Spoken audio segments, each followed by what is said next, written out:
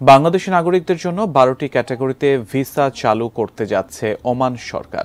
Bangladesh social club ওমানের chairman Sirajul হকের বরাত দিয়ে বুধবার এ তথ্য নিশ্চিত করেছে টাইমস অফ ওমান। ১২টি ক্যাটাগরির মধ্যে রয়েছে family visa, Gulf cooperation council দেশে বসবাসরত বাংলাদেশি নাগরিকদের জন্য ভ্রমণ ভিসা, চিকিৎসক ভিসা, প্রকৌশলী ভিসা, নার্স ভিসা, শিক্ষক ভিসা, হিসাবরক্ষক ভিসা, বিনিয়োগকারী ভিসা ও সব ধরনের অফিসিয়াল ভিসা। গত বছরের ৩১ অক্টোবর জারি করা একটি সার্কুলারে রয়্যাল ওমান পুলিশ বাংলাদেশি নাগরিকদের জন্য সমস্ত বিভাগে ভিসা প্রদান স্থগিত করে।